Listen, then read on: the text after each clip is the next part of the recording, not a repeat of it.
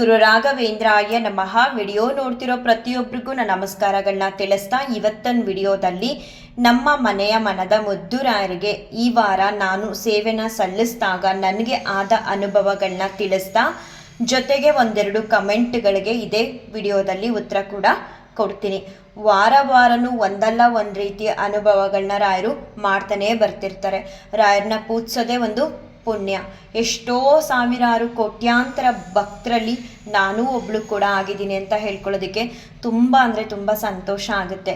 ಮನೇಲಂತೂ ರಾಯರ ಪೂಜೆ, ರಾಯರಿಗೆ ಅಭಿಷೇಕ ಎಲ್ಲವೂ ಕೂಡ ಸಿಕ್ಕಾಬಟ್ಟೆ ಚೆನ್ನಾಗಾಯಿತು. ಹಾಗೆ ರಾಯರಿಂದ ಆಶೀರ್ವಾದಗಳನ್ನೂ ಕೂಡ ಯಥೇಚ್ಛವಾಗಿ ಇವತ್ತು ಪಡ್ಕೊಂಡೆ. ಬುಧವಾರ ರಾತ್ರಿ ನಾನು ಮಲಗೋದಕ್ಕೂ ಇದು ನನ್ನ ಅಭ್ಯಾಸ ಕೂಡ. ಮುಂಚೆ ರಾಯರ ಹತ್ರ ಎಲ್ಲ ವಿಚಾರಗಳನ್ನು ಬೆಳಗ್ಗೆ ನಡೆದಿದ್ದೆಲ್ಲ ತಿಳಿಸ್ತೀನಿ. ಹಾಗೆ ಒಂದು ವಿಚಾರನ ರಾಯರಿಗೆ ತಿಳಿಸ್ದೆ.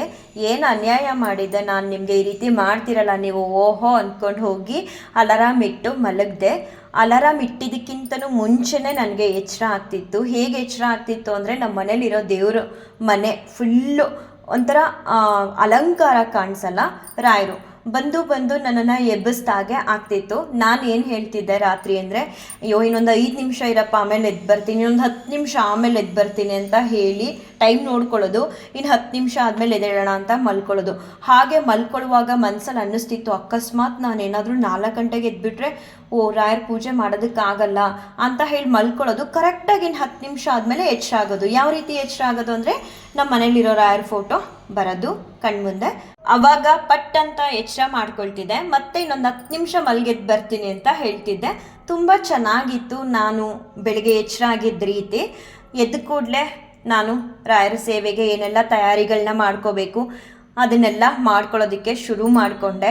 ತುಂಬ ಬೇಗ ಹೇಳ್ತೀನಿ, ನಾನು ಯಾರಿಗೂ ಕೂಡ ಇದುವರೆಗೂ ನಾನು ಹೇಳೋ ಟೈಮಿಂಗ್ಸ್ನ ಹೇಳೇ ಇಲ್ಲ ಎಲ್ಲೂ ಕೂಡ. ಯಾಕಂದರೆ ಕೆಲವರು ಹೌದು ಅಲಂಕಾರ ಮಾಡೋದಕ್ಕೆ, ರಾಯರಿಗೆ ನೈವೇದ್ಯಗಳಿಗೆ ಬೇಕಾಗಿರುವಂತಹ ತಯಾರಿಗಳನ್ನ ಮಾಡ್ಕೊಳ್ಳೋದಕ್ಕೆ ಸಿಕ್ಕಾಬಟ್ಟೆ ಟೈಮ್ ಹಿಡಿಯುತ್ತೆ. ಆಮೇಲೆ ತುಂಬ ಪೇಷನ್ಸಿಂದ ನಾವು ಮಾಡಬೇಕು. ಹಿಂಗೆ ಮಾಡೋಕ್ಕಾಗಲ್ಲ ದೇವ್ರಿಗೆ ಅಲಂಕಾರನ. ಮತ್ತು ಗಾಜಿನ ಫೋಟೋಗಳಾಗಿರೋದ್ರಿಂದ ತುಂಬ ಡೆಲಿಕೇಟ್ ಆಗಿರುತ್ತೆ. ಒಂಚೂರು ನಮ್ಮ ಉಗುರು ತಾಕೋದಾಗಲಿ ಮತ್ತು ಏನೋ ಒಂದಾದರೆ ಕ್ರ್ಯಾಕ್ ಆಗುತ್ತೆ. ಅದನ್ನೆಲ್ಲ ಗಮನದಲ್ಲಿ ಇಟ್ಕೊಂಡು, ಮತ್ತು ಇನ್ನೊಂದು ನನ್ನ ಅಭ್ಯಾಸ ಏನಂದರೆ, ಯಾವುದಾದ್ರೂ ಒಂದು ಹೂವನ್ನ ನಾನು ನೋಡ್ತೀನಿ ರಾಯರಿಗಾಗಲಿ ಬೇರೆ ದೇವ್ರ ಫೋಟೋಗಳಿಗಾಗಲಿ ಮುಡಿಸ್ಬೇಕಾದ್ರೆ ಆ ಹೂವು ತುಂಬ ಚೆನ್ನಾಗಿರಬೇಕು. ಆ ಹೂ ಮೇಲೆ ಸ್ವಲ್ಪ ಬ್ಲ್ಯಾಕ್ ಇರೋದಾಗಲಿ, ಬಾಡೋಗಿರೋದಾಗಲಿ, ಎಲೆಗಳು ಒಣಗಿರೋದಾಗಲಿ ಆದರೆ ನಾನು ಆ ಹೂವು ಇಲ್ಲದೆ ಇದ್ರೂ ಪರವಾಗಿಲ್ಲ, ಮುಡ್ಸೋದಕ್ಕೆ ಹೋಗಲ್ಲ. ಆ ರೀತಿ ಒಂದೊಂದನ್ನೇ ನೋಡಿ ಮುಡಿಸ್ತೀನಿ. ಸಿಕ್ಕಾಬಟ್ಟೆ ಟೈಮಿಂಗ್ಸ್ ಹಿಡಿಯುತ್ತೆ. ನಾನು ಮಾತ್ರ ಲೇಟಾಗಿ ಮಾಡ್ತೀನೋ, ಎಲ್ಲರೂ ಕೂಡ ರಾಯರಿಗೆ ಲೇಟಾಗಿ ಅಲಂಕಾರ ಮಾಡ್ತಾರೋ ಗೊತ್ತಿಲ್ಲ. ನನಗಂತೂ ಹೆವಿ ಟೈಮ್ಸ್ ತೊಗೊಳುತ್ತೆ. ಹಾಗಾಗಿ ಸಿಕ್ಕಾಬಟ್ಟೆ ಬೇಗ ಎದ್ದಿರ್ತೀನಿ. ಆ ಟೈಮಿಂಗ್ಸ್ನ ನಾನು ಇದುವರೆಗೂ ಯಾರಿಗೂ ಕೂಡ ಹೇಳಿಲ್ಲ. ಮತ್ತು ನಾನು ರಾಯರಿಗೆ ಅಲಂಕಾರ ಮಾಡೋ ಸಮಯದಲ್ಲಿ ಯಾರೂ ಕೂಡ ನನಗೆ ಸಹಾಯ ಮಾಡಲ್ಲ. ಎಲ್ಲ ರೆಡಿ ಮಾಡಿ ಪೂಜೆಗೆ ನಮ್ಮ ಮನೆಯವ್ರನ್ನ ಇನ್ನು 10-15 ನಿಮಿಷ ಇದೆ ನನಗೆ ಪೂಜೆಗೆ ಬನ್ನಿ ಅಂತ ಎಬ್ಬಿಸ್ತೀನಿ. ಅಲ್ಲಿ ತನಕ ನನಗೆ ಯಾರೂ ಕೂಡ ಹೆಲ್ಪ್ ಮಾಡೋರಿರಲ್ಲ. ನಾನು ರಾಯರು ಅವ್ರ ಮುಂದೆ ಕುತ್ಕೊಂಡು ನನಗೆ ಯಾವ ರೀತಿ ಬೇಕು ತಟ್ಟೆಗಳನ್ನ ರೆಡಿ ಮಾಡ್ಕೊಳ್ಳೋದಾಗ್ಲಿ, ರಾಯರಿಗೆ ಅಲಂಕಾರ ಮಾಡೋದಾಗ್ಲಿ ಮಾಡ್ಕೊಳ್ತಿರ್ತೀನಿ. ಒಬ್ರು ಕೇಳಿದ್ರು, ನೀವು ಅಲಂಕಾರ ಮಾಡೋದನ್ನ ಅಂದರೆ ಹೂವಿನ ಅಲಂಕಾರದ ವಿಡಿಯೋನ ತೋರಿಸಿ ಅಂತ.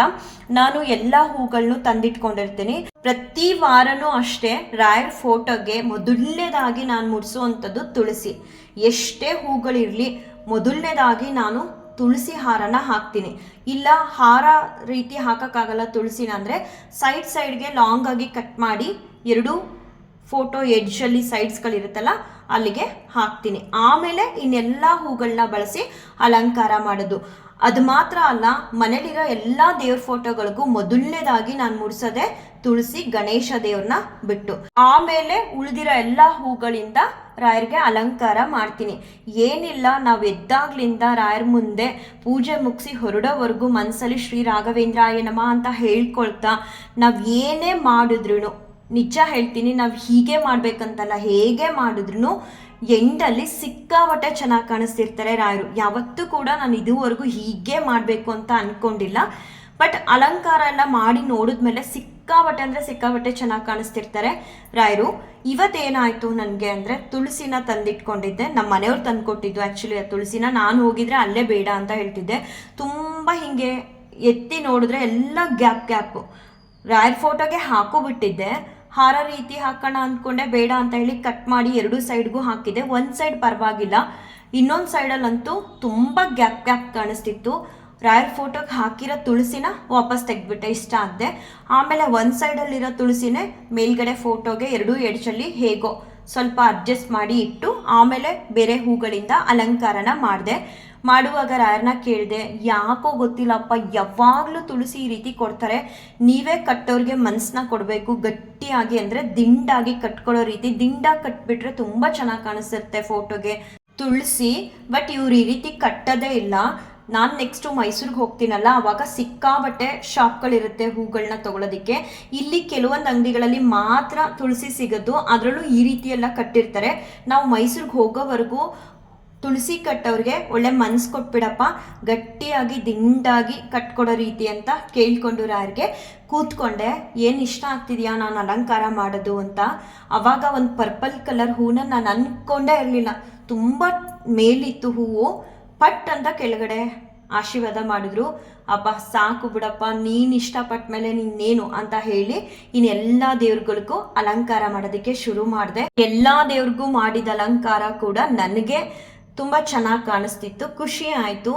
ಮತ್ತು ಆಶೀರ್ವಾದ ಕೂಡ ಬೆಳಗ್ಗೆ ಪಡ್ಕೊಂಡ ಪೂಜೆಯಲ್ಲಿ. ನಮ್ಮ ಮನೆಯವರಂತೂ ಅಭಿಷೇಕ ಮಾಡುವಾಗ ತುಂಬ ಬೇಗ ಮಾಡ್ತಿದ್ರು. ನಾನು ಹೇಳಿದ್ನೆಲ್ಲ ಆವಾಗಲೇ, ಎಷ್ಟೇ ಬೇಗ ಎದ್ರು ಕೊನೆಯಲ್ಲಿ ನನಗೆ ಟೈಮ್ ಅನ್ನೋದೇ ಸಾಕಾಗಲ್ಲ. ಒಂದು ಅವರಿಬ್ಬರು ಸ್ಕೂಲ್ಗೆ ಹೋಗೋ ಟೈಮ್ಗೆ ತಿಂಡಿ ಮಾಡಬೇಕು ಅನ್ನೋದೊಂದಿರುತ್ತೆ. ತುಂಬ ಇಷ್ಟೆಲ್ಲ ಬೇಗ ಎದ್ದು ಅಲಂಕಾರ ಮಾಡ್ತೀನಿ. ಪೂಜೆ ಟೈಮಲ್ಲಿ ತುಂಬ ಅರ್ಜೆನ್ಸಿ ಮಾಡ್ತೀನಿ, ಬೇಗ ಮಾಡಿ ಅಂತ. ನಾನು ಬೇಗ ಅಭಿಷೇಕ ಮಾಡಿ ಅಂತ ಹೇಳ್ತೀನಿ ಅಂದ್ಬಿಟ್ಟು ಅವರು ಕೂಡ ತುಂಬ ಸ್ಪೀಡಲ್ಲಿ ಅಭಿಷೇಕ ಮಾಡ್ತಿದ್ರು.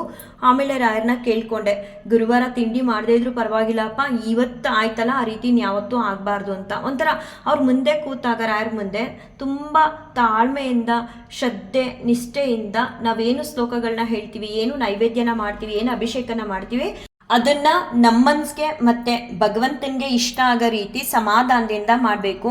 ಇವತ್ತು ಬೆಳಗ್ಗೆ ಆ ರೀತಿ ಆಗಲಿಲ್ಲ, ಬಟ್ ಮಧ್ಯಾಹ್ನ ಅಂತೂ ಸಿಕ್ಕಾಬಟ್ಟೆ ಚೆನ್ನಾಗಿತ್ತು. ಆ ರೀತಿಯ ಅನುಭವ ಕೂಡ ಆಯಿತು ನನಗೆ. ಏನಂದರೆ, ನನಗೆ ಪಾತ್ರೆ ತೊಳ್ಕೊಡೋರು 2 ದಿನದಿಂದ ಬರ್ತಿಲ್ಲ, ರಜೆ ಹಾಕ್ಕೊಂಡಿದ್ದಾರೆ. ನಾನು ಅವಳಿಗೆ ತುಂಬ ಬಾರಿ ಹೇಳ್ತೀನಿ, ಗುರುವಾರ ಮಾತ್ರ ಮಿಸ್ಸೇ ಮಾಡಬೇಡ ಅಂತ. ಆದರೆ ಅವಳು ಈ ಸಲ ಗುರುವಾರನೇ ತಪ್ಪಿಸ್ಕೊಂಡ್ಳು. ಮನೇಲಿ ಸಿಕ್ಕಾಬಟ್ಟೆ ಕೆಲಸ, ಪಾತ್ರೆ ತೊಳೆಯೋದು ನನ್ನದೇ ಡ್ಯೂಟಿ ಇತ್ತು. ಸೊ ಎಲ್ಲ ಮುಗಿಸ್ಕೊಂಡು ಮಧ್ಯಾಹ್ನ ಬಂದಾಗ ರಾಯರ ಹತ್ರ, ಅಪ್ಪ ಬೇಗ ನಾನು ರಾಯರಿಗೆ ಸೇವೆನ ಮಧ್ಯಾಹ್ನದ ಸಲ್ಲಿಸ್ಬಿಟ್ಟು ಹೋಗಿ ಏನಾದರೂ ಒಂಚೂರು ತಿಂದ್ಬಿಟ್ಟು ಮಲಗಿಬಿಡೋಣ ಅಂದ್ಕೊಂಡು ಬಂದೆ. ಅಷ್ಟು ಸುಸ್ತಾಗ್ತಿತ್ತು. ಬಂದು ಸ್ಕ್ರೀನ್ ತೆಗೆದು ರಾಯರ ದರ್ಶನ ಮಾಡಿದೆ. ಏನು ಸುಸ್ತಾಗ್ತಿತ್ತು ನನಗೆ ಬೆಳಗ್ಗೆಯಿಂದ.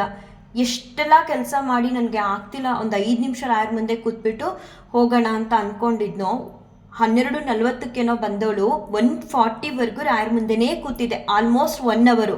ಅವ್ರನ್ನ ನೋಡಿದ ತಕ್ಷಣ ನನಗಿದ್ದಿದ್ದ ಆಯಾಸ ಎಲ್ಲ ಹೊಟ್ಟೋಯ್ತು. ಎಷ್ಟು ಹಗುರ ಅನ್ನಿಸ್ತು ಅಂದರೆ ಮನಸ್ಸು ಮತ್ತು ದೇಹ. ನಾನು ಸಿಕ್ಕಾಬಟ್ಟೆ ಟೈಮ್ನ ಅವ್ರ ಮುಂದೆ ಇವತ್ತು ಕಳೆದೆ. ಏನು ಬೆಳಗ್ಗೆ ಆ ಥರ ಮಾಡ್ತಿದ್ದೆ ಪೂಜೆ ಟೈಮಲ್ಲಿ, ಅದು ಯಾವುದು ಕೂಡ ಇರಲಿಲ್ಲ. ಅಷ್ಟೇ ಪೇಷನ್ಸಿಂದ ಹಾಗೆ ರಾಯರ ಆಶೀರ್ವಾದ ಕೂಡ ಪಡ್ಕೊಂಡೆ. ಮತ್ತು ದೀಪ ಹಚ್ಚೇನು ನಾನು ಮಧ್ಯಾಹ್ನ ರಾಯರಿಗೆ ಸೇವೆನ ಸಲ್ಲಿಸಲಿಲ್ಲ. ಹಾಗೆ ಸುಮ್ಮನೆ ಅವ್ರ ಮುಂದೆ ಕೂತಿದ್ದೆ, ಶ್ಲೋಕಗಳೆಲ್ಲ ಹೇಳ್ಕೊಂಡು. ಒಂಥರ ನೆಮ್ಮದಿ ಅನ್ನಿಸ್ತು, ಸಿಕ್ಕಾಬಟ್ಟೆ ಖುಷಿ ಆಯಿತು. ಅವ್ರನ್ನ ನೋಡಿದ ತಕ್ಷಣ ನನಗಿದ್ದಿದ್ದ ಆಯಾಸ ಎಲ್ಲ ದೂರ ಆಯಿತು. ಹಾಗೆ ಅವ್ರ ಹತ್ರ ನಾನು ಏನೋ ಗೊತ್ತಿಲ್ಲ ಸಡನ್ನಾಗಿ ಅಳು ಬರೋದಕ್ಕೆ ಶುರುವಾಯಿತು. ಬೆಳಗ್ಗೆನೂ ಸೇವ್ ಹಾಗೆ ಆಗಿತ್ತು. ಆರತಿ ಮಾಡೋ ಸಮಯದಲ್ಲಿ ಕಷ್ಟ ಅಂತ ಅಲ್ಲ, ಅಥವಾ ನಂದೇನೋ ಒಂದು ಇಷ್ಟನ ರಾಯರು ಈಡೇರಿಸಿಲ್ಲ ಅಂತಲ್ಲ, ಆರತಿ ಮಾಡೋ ಸಮಯದಲ್ಲಿ ಸಿಕ್ಕಾಬಟ್ಟೆ ನನಗೆ ಕಣ್ಣೀರು ಬರೋದಕ್ಕೆ ಶುರುವಾಯಿತು. ಅದೇ ರೀತಿ ಮಧ್ಯಾಹ್ನ ಕೂಡ ಆಯಿತು.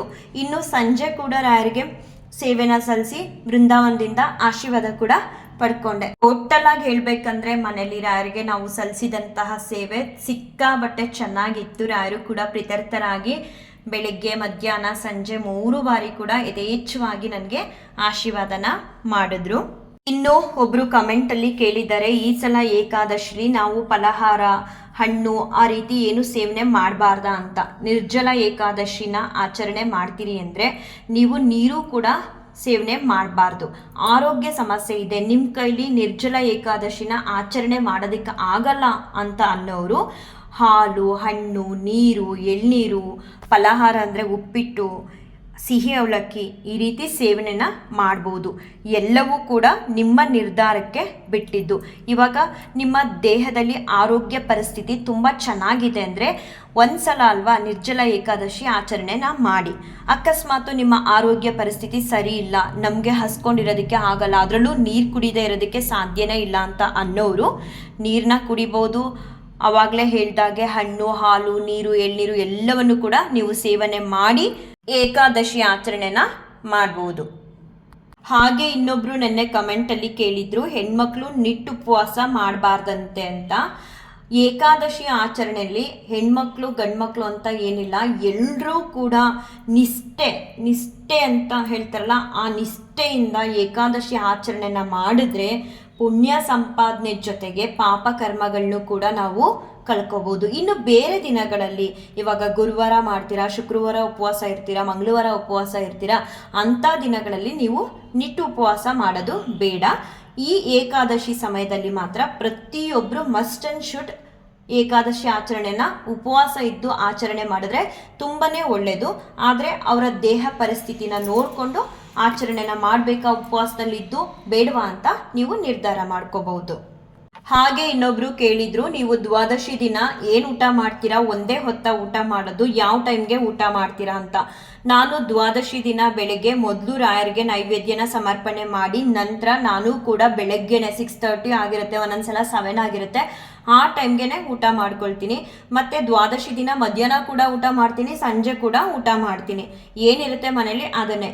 ಬೆಳಗ್ಗೆನೆ ನಾನು ಸಿಹಿ ಪೊಂಗಲ್ಲು ಮತ್ತೆ ಖಾರ ಪೊಂಗಲ್ನ ಪ್ರತಿ ದ್ವಾದಶಿ ದಿನ ಮನೇಲಿ ಮಾಡ್ತೀನಿ. ಹಿಂದಿನ ದಿನ ಎಲ್ಲ ಅನ್ನ ತಿಂದಿರಲ್ಲ ಅಲ್ವಾ, ಉಪವಾಸದಲ್ಲಿ ಇರ್ತೀವಲ್ಲ, ಆ ಕಾರಣಕ್ಕೆ ಈರುಳ್ಳಿ ಬೆಳ್ಳುಳ್ಳಿ ಕೂಡ ನಾವು ದ್ವಾದಶಿ ದಿನ ಉಪಯೋಗ ಮಾಡಬಾರ್ದು. ಸೊ ಪೊಂಗಲ್ಗೆ ಈರುಳ್ಳಿ ಬೆಳ್ಳುಳ್ಳಿ ಬಳಸಲ್ಲ ಅಲ್ವಾ, ಆ ಕಾರಣಕ್ಕೆ ಮನೇಲಿ ಸಿಹಿ ಪೊಂಗಲ್ಲು ಮತ್ತೆ ಖಾರ ಪೊಂಗಲ್ನ ಬೆಳಗ್ಗೆನೆ ಮಾಡಿ ಸೇವನೆ ಮಾಡ್ತೀನಿ. ಯಾರೆಲ್ಲ ಕಷ್ಟದಲ್ಲಿದ್ದಾರೆ ಅಂಥವ್ರನ್ನ ರಾಯರು ಬೇಗ ಕೈ ಹಿಡಿದು ಕಾಪಾಡಲಿ ಅಂತ ರಾಯರ ಹತ್ರ ನಾನು ಬೇಡ್ಕೊಳ್ತಾ ಈ ವಿಡಿಯೋನ ಎಂಡ್ ಮಾಡ್ತೀನಿ. ಶ್ರೀ ಕೃಷ್ಣಾರ್ಪಣಮಸ್ತು, ಶ್ರೀ ಕೃಷ್ಣಾರ್ಪಣಮಸ್ತು, ಶ್ರೀ ಕೃಷ್ಣಾರ್ಪಣಮಸ್ತು.